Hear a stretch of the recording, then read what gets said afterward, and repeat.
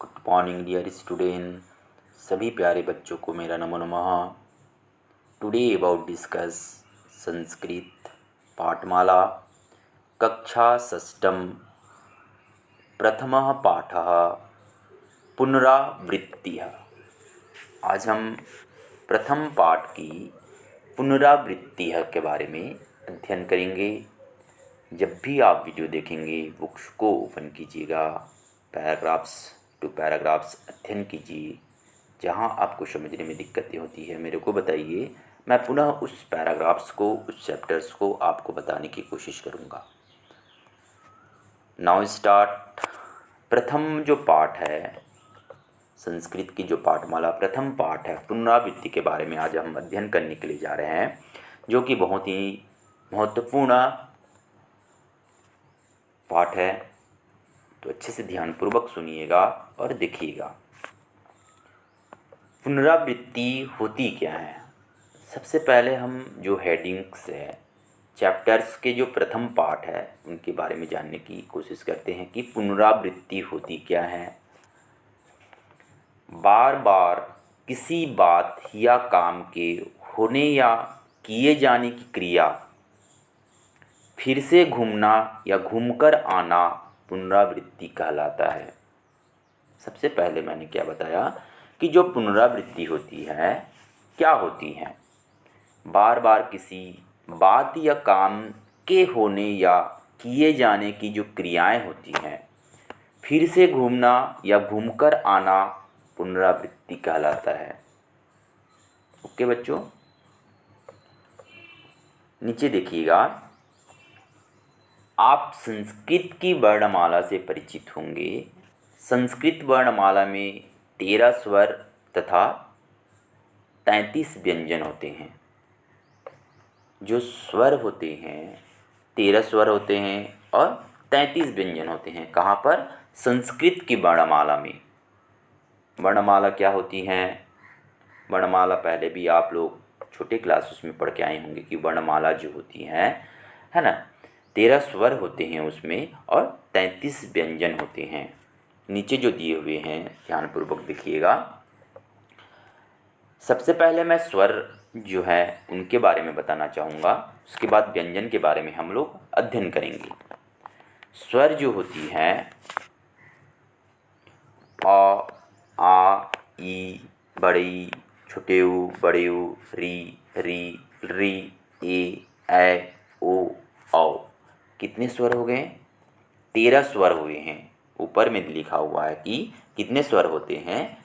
संस्कृत की वर्णमाला में 13 स्वर होते हैं। और व्यंजन जो होती हैं वो कैसे व्यंजन होती है मैं बताता हूँ आप लोग को।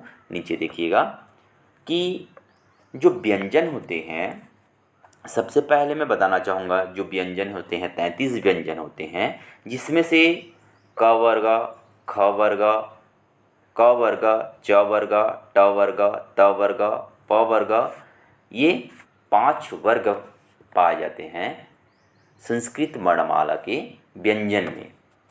मैंने पहले क्या बताया कि एक क वर्ग होते हैं, च वर्ग होते हैं, ट वर्ग होते हैं, त वर्ग और प वर्ग के बारे में मैं पहले बताना चाहूँगा। क वर्ग की जो व्यंजन होती हैं, सबसे पहले क वर्ग में व्यंजन जो दिए हुए हैं, इसमें एक स्पर्श व्यंजन जो बताया गया है। स्पर्श व्यंजन किसको बोला जाता है? जब आप व्यंजन का उच्चारण करते हैं तो आपका जो जीभ होता है, जिह्वा होता है, वह क्या करती है? कोई भी शब्द का उच्चारण करते हैं तो वह स्पर्श करती हुई निकलती है। जैसे क की बात करते हैं, क, ख, ग, घ, ड। च वर्ग की बात करते हैं, च वर्ग में बताया गया है च, छ, ज, झ, ञ। ट वर्ग की बात करते हैं ट, ढ, अण, अण, अण, या फिर ट, ठ, ढ, अण, अण बोल सकते हैं। त वर्ग की बात करते हैं त, थ, द, ध, न। प वर्ग में बताया गया है प, फ, ब, भ, म। ये सब के सब क्या होती हैं? स्पर्श व्यंजन कहलाती हैं। जब भी हम ये उच्चारण करते हैं, इन शब्दों का उच्चारण करते हैं, तो हमारी जो जीभा होती है वह स्पर्श करती हुई मुख से निकलती है। इस कारण इसे हम स्पर्श व्यंजन कहते हैं। ओके बच्चों, नीचे दिए गए हैं, देखिएगा, य, र, ल, व। जब भी आप व्यंजन शब्द का उच्चारण करेंगे, कोई भी व्यंजन शब्द का उच्चारण करते हैं जैसे क, तो हलंत डालना मत भूलिएगा, क्योंकि व्यंजन शब्द के नीचे में हमेशा हलंत शब्द का प्रयोग होता है। क्योंकि संस्कृत की जो वर्णमालाएं होती हैं, बहुत सारे ऐसे चीज़ होते हैं जिसमें हलंत का प्रयोग होता है, विसर्ग का प्रयोग होता है। तो आप ध्यानपूर्वक देखिएगा, बहुत अच्छी टॉपिक है। य, र, ल, व, ये अंतःस्थ व्यंजन है। अंतःस्थ व्यंजन जो अंदरी भाग में पाया जाता है। स, स, स, ह, ये उष्म व्यंजन कहते हैं इसको। उष्म व्यंजन क्या होती हैं, अंतःस्थ व्यंजन क्या होती हैं, स्पर्श व्यंजन क्या होती हैं, इनके बारे में मैं आप लोग को नेक्स्ट क्लासेस में बताऊंगा कि जब उष्म व्यंजन का प्रयोग करते हैं तो उष्म व्यंजन का और क्या रूप में नाम बोलते हैं, अंतःस्थ व्यंजन को क्या बोलते हैं, इसके बारे में भी हम आपको नेक्स्ट क्लासेस के में बताएंगे। तो मैंने आपको बताया कि स्वर क्या होती हैं। स्वर 13 स्वर होते हैं, पहले भी मैं बता चुका हूँ कि 13 स्वर होते हैं और 33 व्यंजन होते हैं, जिसमें स्वरों की संख्या यहाँ पर बताई गई है कि स्वरों की संख्या क्या होती है। व्यंजन जो बताए गए हैं यहाँ पर क वर्ग, च वर्ग, ट वर्ग, त वर्ग, प वर्ग और य स वर्ग के रूप में दिए हुए हैं, जो कि क ख ग घ, च छ ज झ जनीय, ट ठ ड ढ अण, त थ द ध न, प फ ब भ म, ये सब के सब स्पर्श व्यंजन होते हैं। उसके बाद य, र, ल, व अंतःस्थ व्यंजन कहलाते हैं। स, स, स, ह उष्म व्यंजन कहलाते हैं। ओके, आगे बढ़ते हैं हम। देखिएगा, नीचे दिए हुए हैं, इनके अतिरिक्त 2 अयोग वाह वर्ण होते हैं। इनके जो अतिरिक्त दिए हुए हैं 2 अयोग वाह वर्ण होते हैं। अयोग वाह जो होते हैं मात्राओं को बुलाया गया है। यहाँ पर सबसे पहले एक अनुस्वार दिए हुए हैं, उसके बाद विसर्ग दिए हुए हैं, देख सकते हैं। अनुस्वार जो होते हैं जो अंक की मात्रा होती हैं, विसर्ग जो होते हैं अह की मात्रा होती हैं। तो यहाँ पर 2 अयोग वाह के बारे में मैं बताना चाहूँगा कि जो अनुस्वार होते हैं और विसर्ग होते हैं। तो आप लोगों के बुक्स में दिए हुए हैं कि अनुस्वार क्या होती हैं और विसर्ग क्या होती हैं। इनके अतिरिक्त वर्णमाला में कुछ संयुक्त वर्ण भी होते हैं। देखिएगा, वर्णमाला में कुछ संयुक्त वर्ण दिए हुए हैं, नीचे के पैराग्राफ से में दिए हुए हैं कि वर्णमाला में जो संयुक्त वर्ण होते हैं, कैसे संयुक्त वर्ण होते हैं। संयुक्त वर्ण 2 या अधिक अक्षर से मिलकर बनते हैं। जैसे संयुक्त जो वर्ण होते हैं 2 हो सकते हैं या फिर 2 से अधिक अक्षरों से मिलकर बनते हैं।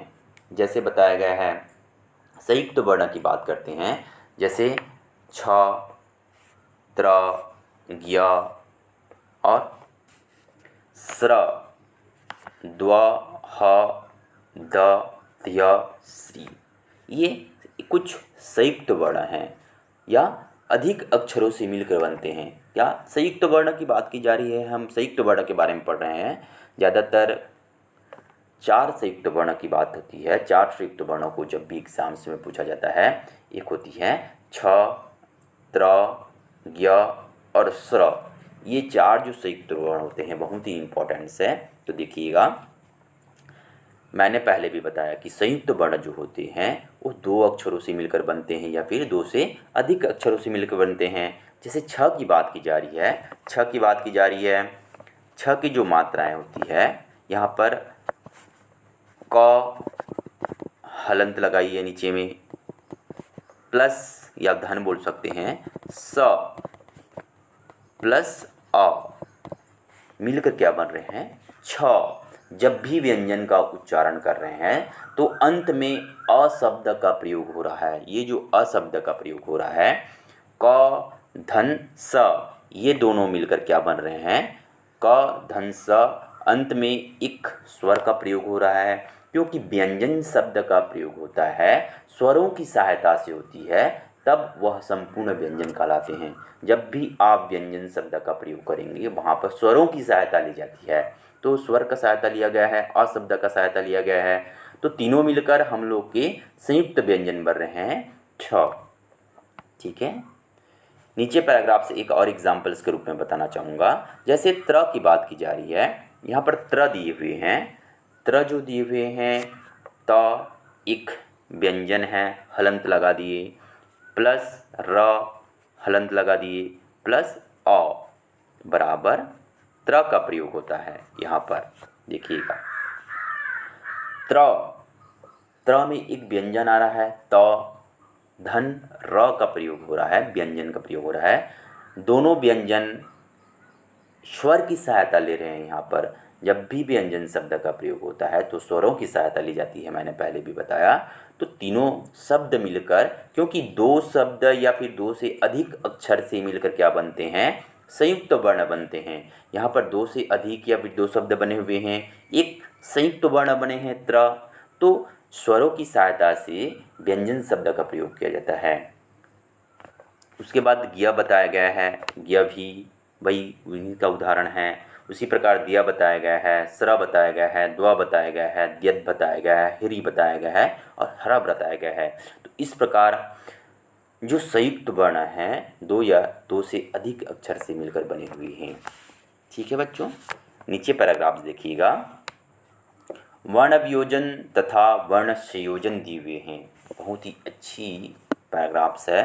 वर्ण वियोजन तथा वर्ण संयोजन क्या होते हैं।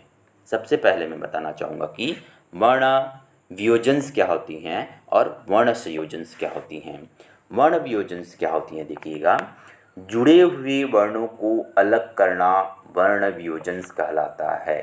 जुड़े हुए शब्द को या फिर जुड़े हुए वर्ण को अलग करना वर्ण वियोजन कहलाता है।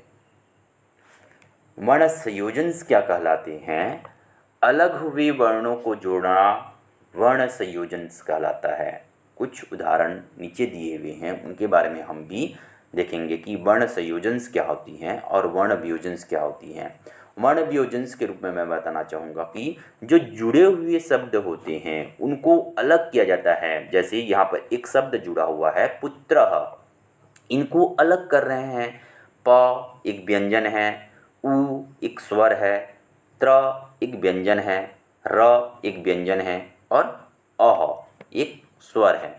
तो स्वर और स्वरों की सहायता से व्यंजन का निर्माण होता है, स्वरों की सहायता से व्यंजन का प्रयोग करते हैं। उसी प्रकार मैंने क्या बताया कि जुड़े हुए वर्णों को अलग करना वर्ण वियोजन्स कहलाता है। ये जो जुड़ा हुआ है शब्द पुत्र, इसमें उ का मात्रा है, यहाँ पर उ का मात्रा लगाए हैं। उसके बाद त्र जो एक संयुक्त वर्ण है, तो त्र का प्रयोग हुआ है।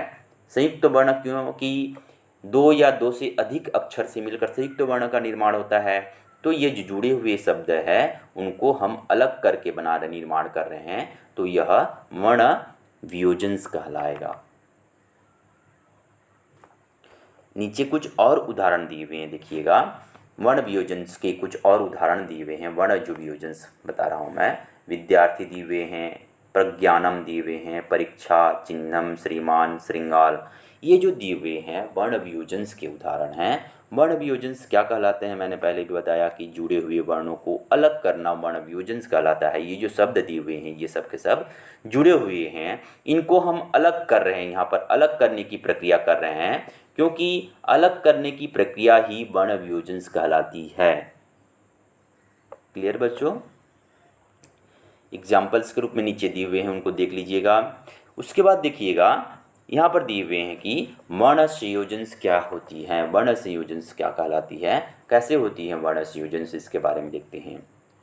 अलग हुए वर्णों को जोड़ना, अलग हुए वर्णों को जोड़ना, अलग जो वर्ण है उसको हम एक शब्द के रूप में, एक अक्षर के रूप में जोड़ रहे हैं, वह वर्ण संयोजन्स कहलाता है। कोई भी शब्द अगर अलग है उसको हम एक जोड़ कर बना रहे हैं, वह वर्ण संयोजन्स कहलाएगा।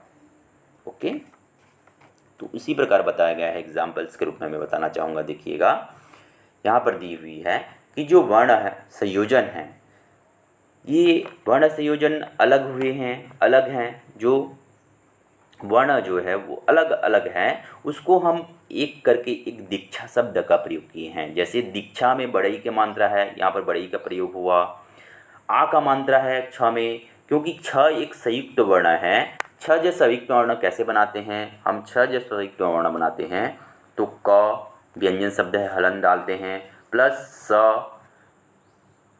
प्लस अ, ये मिलकर एक संयुक्त वर्ण का निर्माण करते हैं। उसी प्रकार यहाँ पर भी संयुक्त वर्ण का निर्माण हुआ है, क्योंकि यहाँ पर आ का मात्रा है तो यहाँ पर आ का मात्रा लगेगा, तो यहाँ पर आ का मात्रा का प्रयोग हुआ है। दो संयुक्त वर्ण बने हुए हैं, द बड़े की मात्रा लगी हुई है, तो दीक्षा शब्द एक वर्ण संयोजन से बना रहे हैं, क्योंकि अलग जो वर्ण है टुकड़े टुकड़े में जो बिखरा हुआ है उसको हम लोग एक अलग एक करके बना रहे हैं। देखिएगा यहाँ पर जो अलग शब्द है उसको हम एक करके दीक्षा शब्द का प्रयोग किए हैं। मैंने बता दिया कि वर्ण संयोजन क्या होती हैं। एक और उदाहरण देखिएगा, कृपा शब्द का दिया हुआ है। यहाँ पर क्री क री प आ का मात्रा दिया हुआ है। यहाँ पर क एक व्यंजन शब्द है, री एक स्वर शब्द है, प एक व्यंजन शब्द है, आ एक स्वर शब्द है। पहले भी बताया कि स्वरों की सहायता से ही व्यंजन का निर्माण होता है। तो इस प्रकार मैंने वर्ण संयोजन के बारे में बताया। उसी प्रकार बिहलः, प्रहाजायः, स्वर्गः के बारे में भी यहाँ पर बात की जा रही है, स्वर्ग के बारे में भी बताया गया है। तो इस प्रकार आप भी देखिएगा, कॉपी में प्रैक्टिस कीजिए कि कैसे कैसे वर्ण संयोजन बनते हैं, कैसे वर्ण वियोजन बनते हैं। जहाँ आपको समझने में दिक्कत होगी मेरे को बताइए, मैं पुनः उसको फिर से आपको बताने की कोशिश करूँगा। अब देखिएगा नेक्स्ट पेजेस देखिएगा, पेज नंबर 3 में जाइएगा। पेज नंबर 3 की बात की जा रही है कि लिंग, वचन और पुरुष के बारे में बताया गया है। आई होप कि वर्ण संयोजन, वर्ण वियोजन, अयोगवाह, पुनरावृत्ति, स्वर, व्यंजन क्या होते हैं आपको समझ में आ गया होगा। पेज नंबर 3 में देखिएगा, लिंग, वचन एवं पुरुष के बारे में बताई गई है कि लिंग क्या होती हैं, वचन क्या होती हैं एवं पुरुष क्या होती हैं। लिंग जो होते हैं, संस्कृत में जो लिंग होते हैं प्रायः 3 लिंग होते हैं। संस्कृत में 3 लिंग होते हैं, पुल्लिंग, स्त्रीलिंग और नपुंसकलिंग। पुल्लिंग जो होते हैं वह क्या होती हैं, स्त्रीलिंग क्या होती हैं, नपुंसक लिंग क्या होती हैं, एक एक करके मैं आपको बताऊंगा। एक एक चीज़ के बारे में एग्जाम्पल्स के रूप में मैं बताऊंगा, ध्यानपूर्वक देखिएगा। लिंग जो होते हैं, संस्कृत में 3 लिंग होते हैं, पुल्लिंग, स्त्रीलिंग और नपुंसक लिंग। पुल्लिंग क्या होती हैं? पुरुष जाति का बोध कराने वाले शब्द क्या कहलाते हैं? पुल्लिंग्स कहलाते हैं। जैसे कोई पुरुष हो गया वह पुल्लिंग शब्द के अंतर्गत आएगा, स्त्री हो गया वह स्त्रीलिंग के अंतर्गत आएगा। जो निर्जीव वस्तु होते हैं वह हमेशा नपुंसक लिंग कहलाती हैं। अभी पुल्लिंग्स के बारे में बात करते हैं कि पुल्लिंग्स क्या होती हैं। देखिएगा, पुरुष जाति का बोध कराने वाले शब्द क्या कहलाते हैं? पुल्लिंग्स होते हैं। जैसे बालः, सिंह, वृक्षः। वृक्ष जो होते हैं वह जीवित चीज़ें हैं, उसमें जीव रहती हैं, आप उसको काट देंगे तो वह क्या हो जाएगा? मर जाएगा। तो जीव हैं उसमें भी, तो वह क्या कहलाएंगे? पुल्लिंग्स कहलाएंगे। सिंह, यह भी एक जीवित चीज़ें हैं, उसमें जीव रहता है, आप उसको मारेंगे तो उसको दर्द देगा, उसको मार डालने से मर भी जाता है। तो एक जीवित जो चीज़ें होती हैं, जैसे यह पुरुष जाति का बोध हो रहा है, बालः एक लड़का है, सिंह यह एक भी पुरुष जाति का बोध कराता है, वृक्षः यह भी पुरुष जाति का बोध कराता है।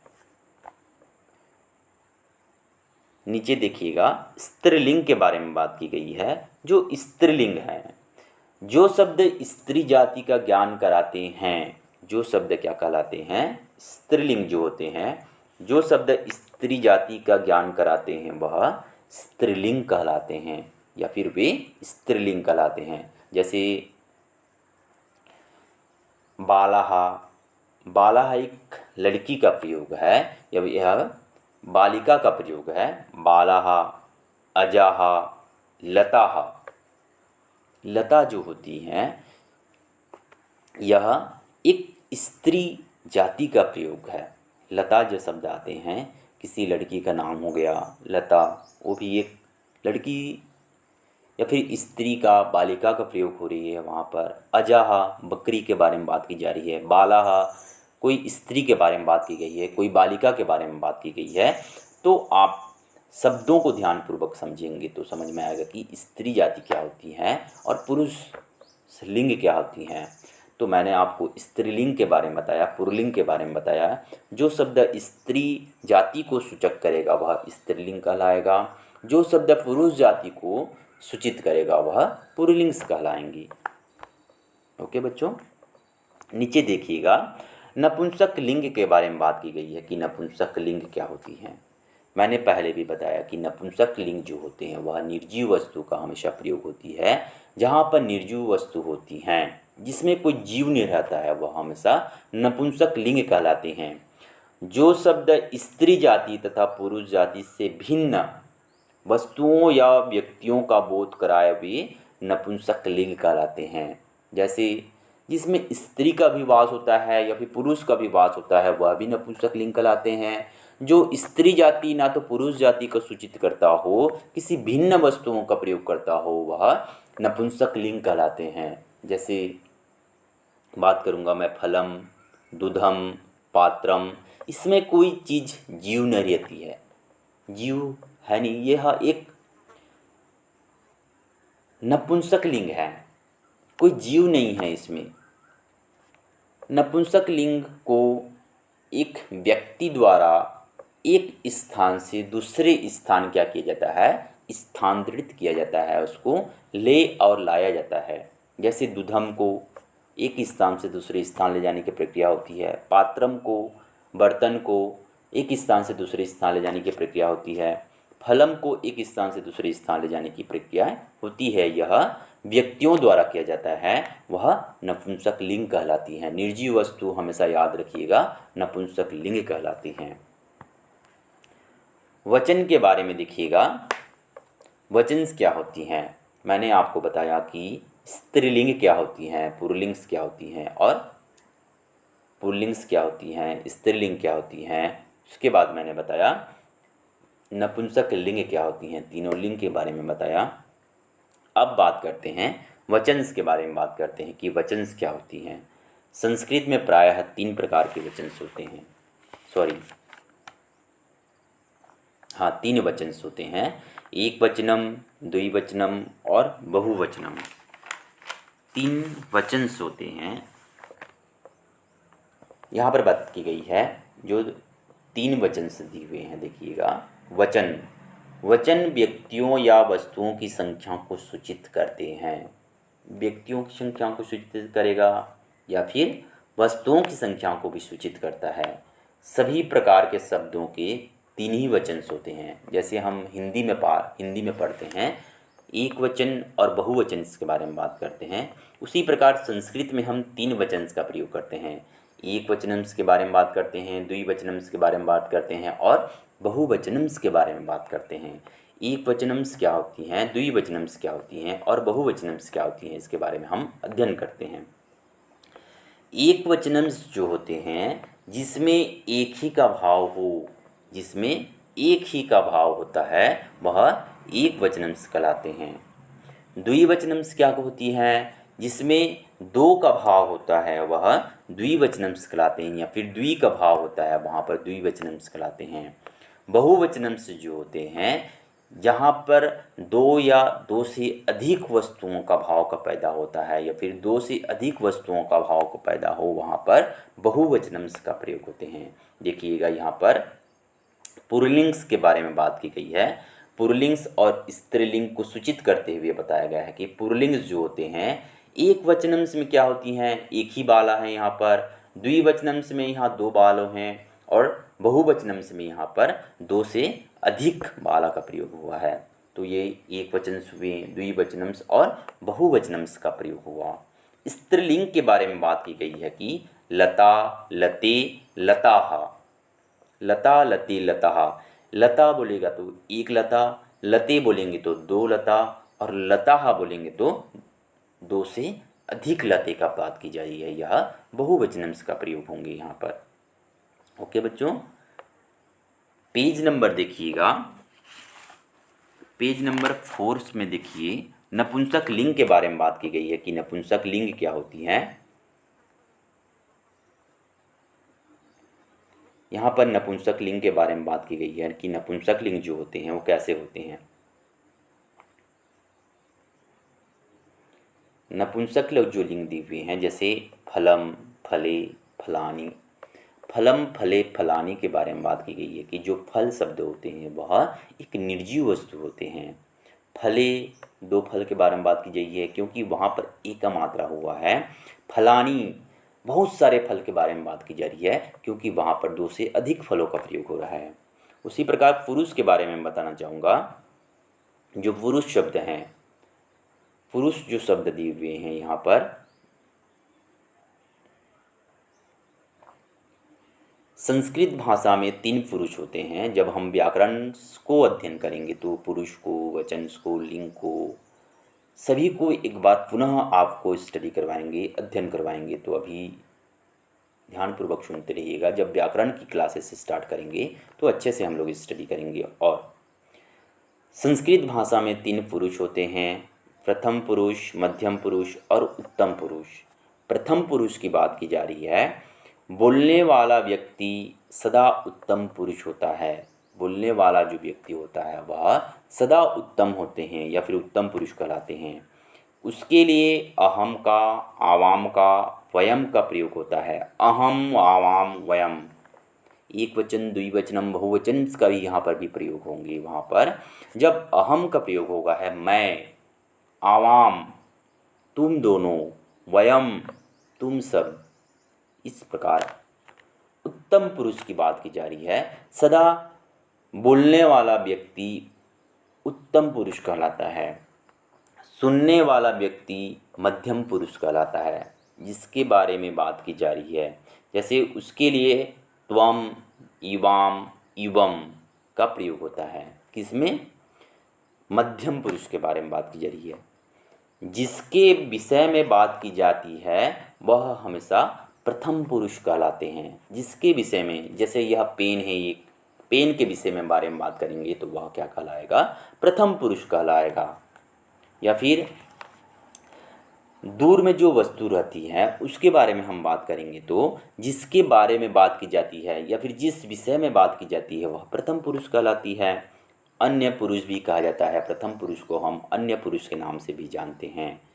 इसमें संज्ञा पदों का या फिर जो संज्ञा पद होते हैं जैसे बालाह, बालो, बालाह, सर्वनाम पदों का जैसे सह, तौ, ते आदि का प्रयोग होता है। जब हम व्याकरण की क्लास स्टार्ट करेंगे तब वहाँ पर एक एक शब्द को अहम क्या होती हैं, आवाम क्या होती हैं, वयम क्या होती हैं, त्वम, युवाम, युवम, सह, तौ, ते, इस सब के बारे में डिटेल से अध्ययन करेंगे।